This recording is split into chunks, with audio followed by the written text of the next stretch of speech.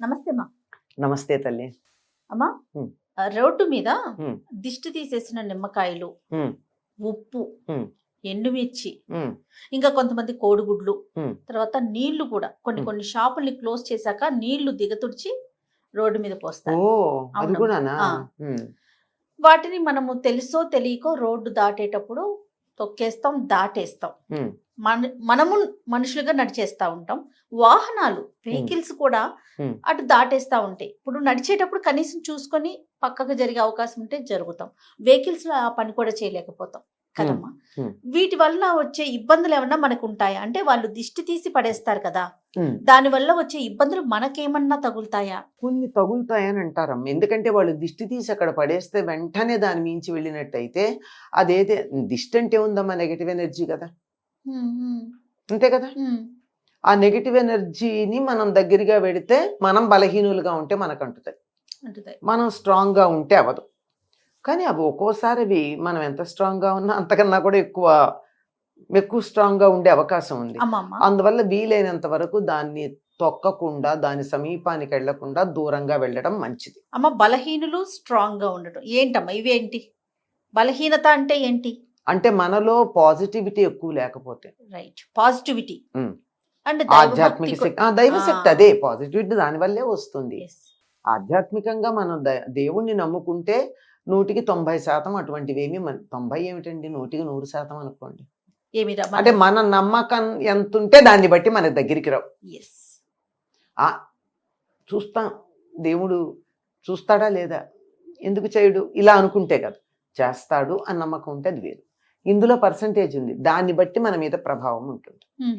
అందువల్ల వీలైనంత వరకు వాటి జోలికి ఎందుకు వెళ్ళాలి? మన దగ్గర ఉన్న పాజిటివ్ శక్తిని ఆ నెగిటివ్ దాంతో చేసుకుని మనం న్యూట్రలైజ్ చేసుకోవాల్సిన అగత్యం మనకేమొచ్చింది? మాక్సిమం తప్పించుకుని వెళ్ళడం మంచిది, అంతే. వెళ్ళలేని పరిస్థితి అయితే తెలియక దాటితే తెలియకుండా చూస్తూ దాటలేం కదమ్మా. చీకట్లో అందుకే కదా దీపం పెట్టుకుని వెళ్ళమంటారు.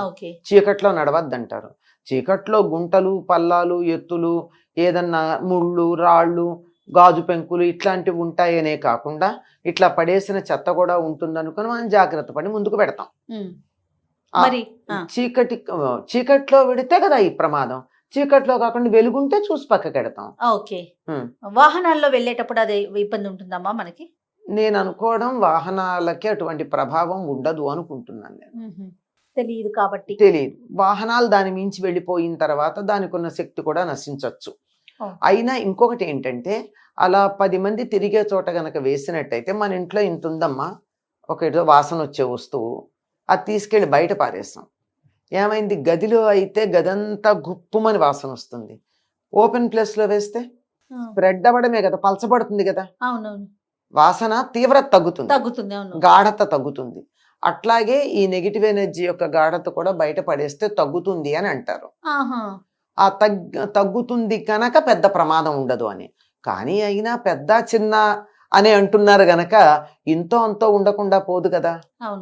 మనకి అటువంటి అనుమానం ఏదైనా వచ్చినప్పుడు కాళ్ళు కడుక్కోమంటారు ఇంట్లోకి వస్తూ. అసలు అనుమానం ఎందుకమ్మా? ఇంట్లోకి వచ్చేప్పుడు కాళ్ళు కడుక్కొని పూర్వం బయట పెట్టేవాళ్ళు నీళ్లు. ఇప్పుడు మనకు అటువంటి అవకాశం లేదు కనుక చెప్పులన్నా బయట వదిలి కాళ్ళు చేతులు మొహం కడుక్కుంటే అటువంటివి మనకి తెలుసో తెలియకో ఏదన్నా ఉన్నా ఆ ప్రభావం ఉండదు. కానీ చెప్పేది ఏమిటంటే, సందర్భం మీరు అడిగారు గనక చెప్తున్నా, వీలైనంత వరకు అటువంటి పనులు చెయ్యొద్దు అని చేసే వాళ్ళకి విన్నపం. అంటే రోడ్ల మీద వెయ్యొద్దు. ఎందుకు అంటే, మనకి పనికిరాని చెత్త ఇంకోళ్ళ దగ్గరికి వేస్తే, ఇవాళ నువ్వు ఇంత వేసావు, రేపు ఒకళ్ళు ఇంత వేస్తే నీకే ప్రమాదం కలగచ్చు కదా. అవునా కాదా? అంచేత తీసుకెళ్ళి అవన్నీ నీళ్లల్లో పడేస్తూ ఉంటే నీళ్లకి ఎటువంటి దోషం ఉండదు గనక. పైగా మామూలుగా ఏం చేస్తారంటే, ఇంట్లో పిల్లలకి ఎప్పుడన్నా దిష్టి తగిలిందనిపిస్తే ఉప్పుతో దిష్టి తీస్తే ఏం చేస్తారమ్మా, ఆ ఉప్పు నీళ్లు తీసుకెళ్ళి కమోడ్లో వేసి ఫ్లష్ చేస్తాం. కమోడ్లో వేసి ఉంచం, ఫ్లష్ చేసేస్తాం. ఫ్లష్ చేసేస్తే ఆ నెగిటివిటీ అంతా ఫ్లష్ అవుట్ అయిపోతుంది. ఓ నిమ్మకాయ లాంటిది తీస్తారు ఎప్పుడన్నా. నిమ్మకాయ లాంటి దిష్టి తీసినప్పుడు ఏం చేస్తారు, పిల్లలకు స్నానం చేయించేటప్పుడు తల చుట్టూ తిప్పి నిమ్మకాయ నేల మీద పెట్టి కొట్టి అటు ఇటు పడేస్తారు. పడేసేటప్పుడు ఏం చెయ్యాలి? ఈ దిష్టి ఇంకొకళ్ళకి తగలాలనే దురాలోచన నాకుంటే నా పిల్లలు బాగుపడతారా? బాగుపడరు కదా.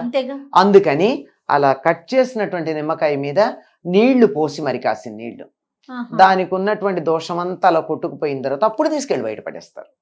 ఆహా. అది కూడా చెత్త కుండీలో పారేయడం మంచిది. ఆ. రోడ్డు మీద వేసి ఈ చెత్త ఇంకోళ్ళకి ఎందుకు ఇవ్వాలమ్మా మనం? ఎస్ అంటే నేను మీ ఇంట్లో పడేస్తే మీరు నా ఇంట్లో పడేయరని నమ్మకం ఏమిటి? అది మన దిష్టి పోవాలని చెప్పి వేరే వాళ్ళకి ఇబ్బంది వేరే వాళ్ళకి కలిగించకూడదు. హాని కలిగించకూడదు కదా. అలా చేస్తే బాగుంటుంది. ఒకవేళ అలా నడి రోడ్డు మీదే వెయ్యాలి, కొన్ని ఏదో చెప్తూ ఉంటారు, అవి మంచో చెడో నిజమో అబద్ధమో ఆ చెప్పే వాళ్ళకి తెలియాలి, నాకు తెలియదు. ఉమ్. అంతే కదా. అంతే అమ్మా. ఏం చెప్తాం, ఎవరికి ఏది సత్యమో. ఉమ్. ఇప్పుడు ఇక్కడ ఏదో ఓ దెయ్యం తిరుగుతోంది అంటే నా కంటికి కనపడకపోతే లేదని నేను చెప్పలేను. కనపడే వాళ్ళకి కనపడితే కనపడచ్చు, మేబీ వాళ్ళ అదృష్టం కొద్దీ. అంతే కదా. అవును. మరి అట్లాంటప్పుడు అలా అనుమానం అలా అనుకుని చేస్తే ఓ బకెట్ నీళ్లు తీసుకెళ్లి దాని మీద పోసే, ఉహు. కొంత దోషం పోతుంది. ఇతరులకి హాని కలిగించిన వాళ్ళం కాకుండా అవుతాం. ఆ. లేదంటారా, తీసుకెళ్ళి అక్కడ వేసిన దాన్ని తీసుకెళ్ళి మళ్ళీ నీళ్లలో పడేయండి. ఎక్కడో అక్కడ ఉంటాయి కదా, అవును మూసి ఎక్కడ పడితే అక్కడ ఉంది మనకి. అవును. ఏం ఆ నీళ్లలో, ఆ మురుక్కాల నీళ్లలో పారేసినట్టయితే దోషం ఉండదు. పోతుంది. అందరికీ ఒక విన్నపం ఏమిటంటే అటువంటి పనులు వీలైతే చెయ్యకండి అని. అంతే. ఇతరులకి హాని కలిగించకూడదు, ఆ. మనకు కలిగిన హాని ఇతరులకు కలగకూడదు అని మనం భావిస్తే అమ్మా. ఆ ఒక్క సద్భావన మన మనస్సులో ఉంటే మనకి హాని కలగదు. రైట్ అమ్మా. నమస్తే. నమస్తే.